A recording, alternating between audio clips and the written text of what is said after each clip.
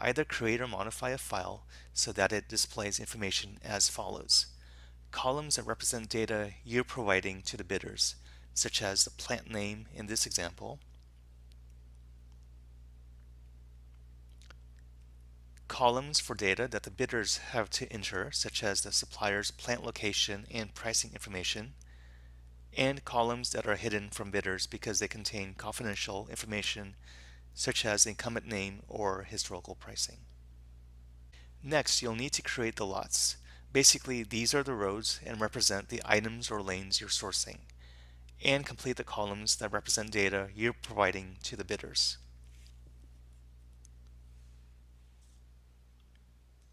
Once you're done, save the file but use a comma separated value or CSV file format.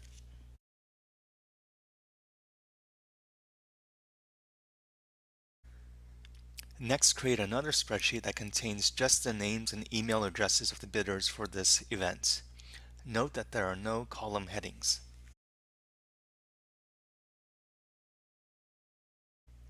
Save this file in a CSV format as well. Okay, we're now ready to use the system. Go to the login page and log in using your credentials. If you forgot your password, no problem. Just click on the reset password link and you'll be prompted to enter your email address. Follow the instructions in that email to create a new password.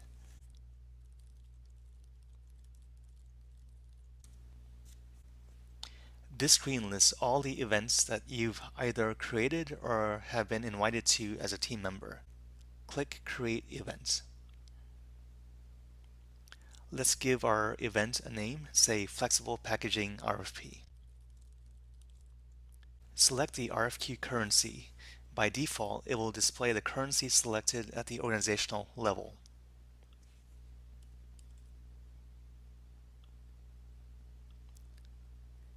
The time zone in this case is fine, and by default, it will be set at the organizational level. Select multi-round for rounds. As the name implies, multi-round allows you to invite bidders for further rounds of bidding after the initial round. How many is up to you. It can even be just one. You'll also have the option to inform bidders about which bids and bundle bids are winning for each subsequent round. Note that you can edit any name with the dashed blue line just by clicking on it. Be sure to click the check mark once done making changes. OK, click Open to open the event. When you've opened the event for the first time, you'll notice that you're in the Design task and the Overview subtask. The navigation in Kilvara is straightforward. Click on each numbered step from 1 through 7 for RFQs and RFPs on the left-hand side navigation pane, and then visit each subtask. Note that certain steps are grayed out because they're currently not applicable.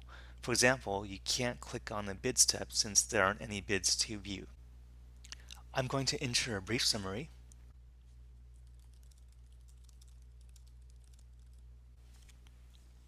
Note that you can enter a more detailed description of the event in the description field just by clicking on it. The bidder will see both the summary and description on the first page of the bidding screen. I'll also select a bidding open date and time using the calendar function. I'll first pick a date and then a time.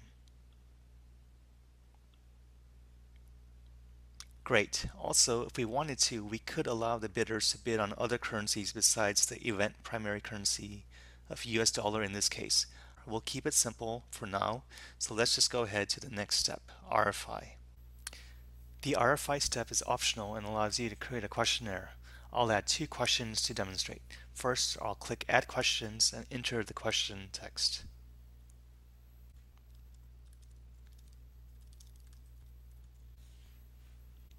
I'll then choose the question type. In this case, text works well. The defaults look good, so I'll click Add. I'll click Add Question again, and this time I'll create a question that requires a numeric response.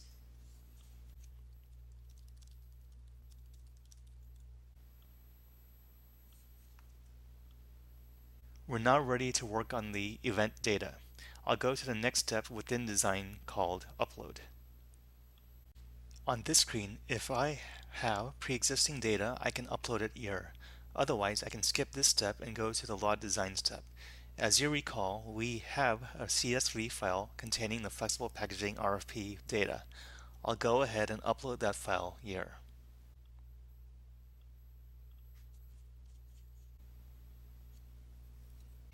Kilvara displays the column names from the file, along with the corresponding attribute name, what columns are called in the system below it, once mapped. You'll also see the first 5 rows of data from the file. To import the data, each column name needs to be first mapped to a corresponding attribute name in the system. Click on Not Mapped for the first column, Lot ID, and then select Map this column to Lot ID. Lot ID is a Kilvara required attribute and it has to be mapped since it identifies unique lots and lanes. Click Update. A progress indicator at the top of the screen shows that 1 out of 12 columns has been mapped. Now I'll go to the next column, Division, and click Not Mapped next to it. This time there is no attribute in the system to map to, so I'll just click New Attribute and review the settings. Since we had data under this column heading, the system went ahead and made it an Input by Purchaser attribute, which is correct. All the other settings are fine, so I'll click Create.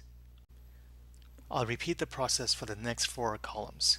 These are all text attributes except for annual volume, and the system has automatically made it a number attribute, as you can see here.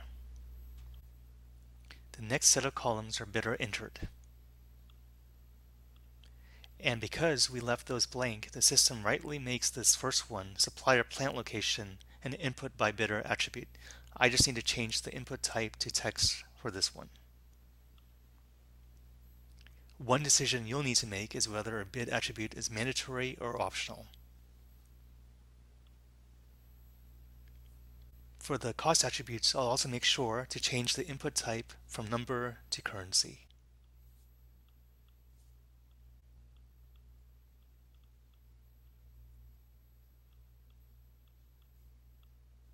Okay, now we're down to 2 columns to map in the system. These are special cases because they contain data, the historical cost and incumbent supplier that we don't want to share. So, while mapping these attributes, we'll just make sure to change bidder visible from visible to not visible. Also, we need to change historical cost to currency.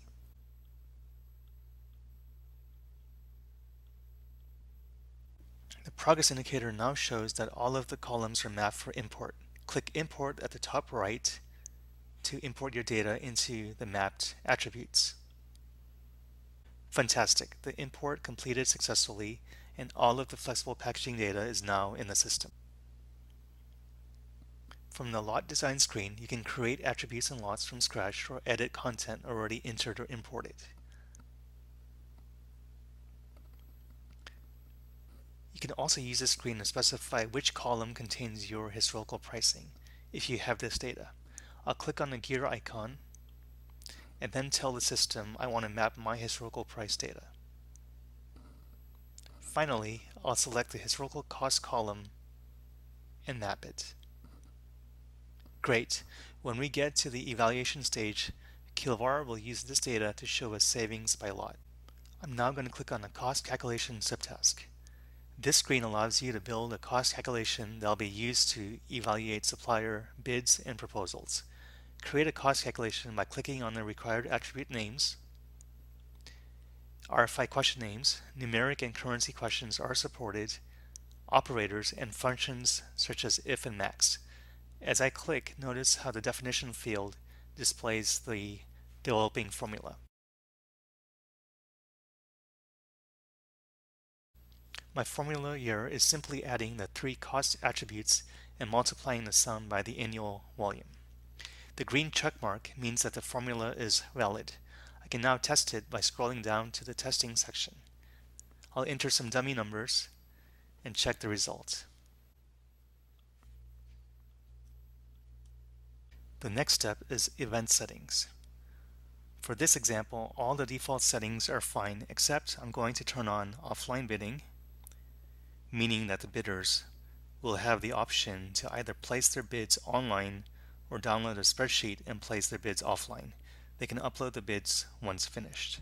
Once I've finalized the event design and adjusted the settings, I'm ready to invite bidders and publish the event.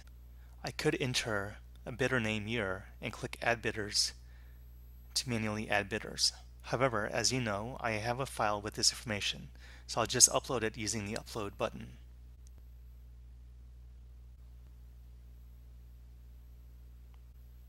You can see that the invite status is currently not sent. I can go ahead and invite all the bidders by clicking the check all box here and then clicking Send Invites.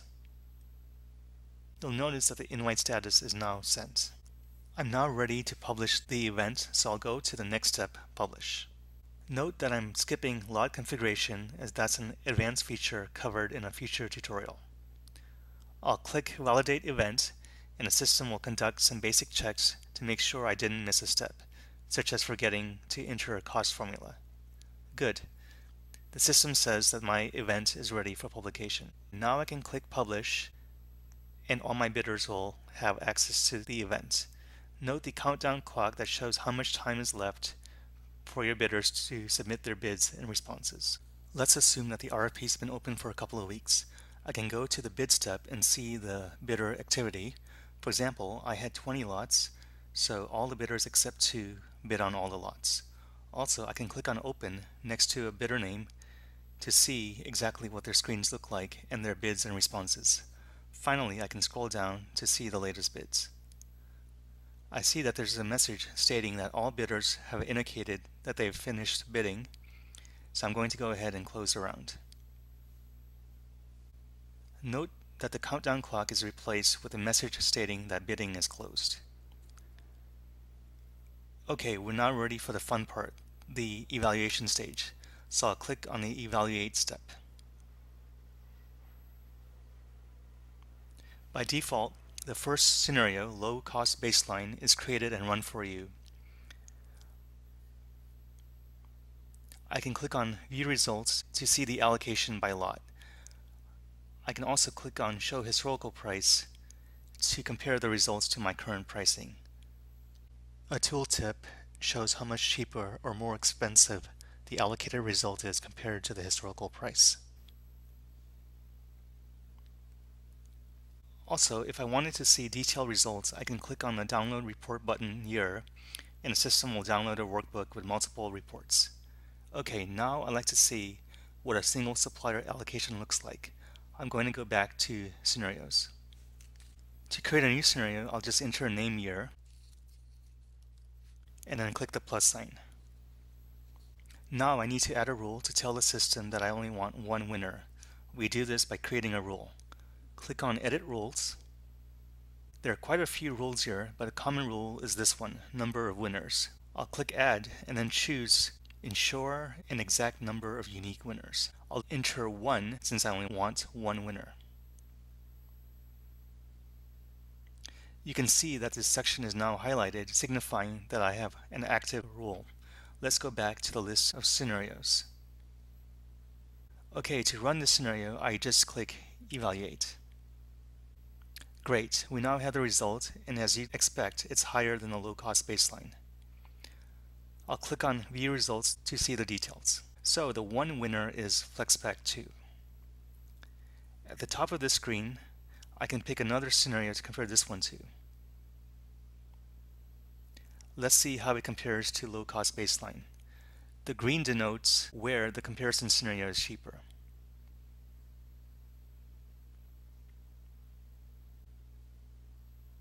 One important feature I need to mention is the ability to copy a scenario. Use the arrow button next to the scenario name to select Copy. I'll then click on the scenario name and change it to Limit to 2 winners. I'll then click on the arrow button again and pick Edit Rules. Since this is a copy, the number of winners rule is already there. I just need to change 1 to 2. Okay, done. I'll go back to the scenario list and evaluate this scenario. The last thing I'd like to mention is that you can go to the Analyze step and click on Bid Analysis to see bid data across suppliers and across rounds, and you can also filter on specific lots, bidders, and rounds. Future tutorials will go into much further detail about creating scenarios and rules and giving feedback or awarding a scenario, which is the last step, step 7, award. Thank you for watching this tutorial. Be on the lookout for more tutorials in this Getting Started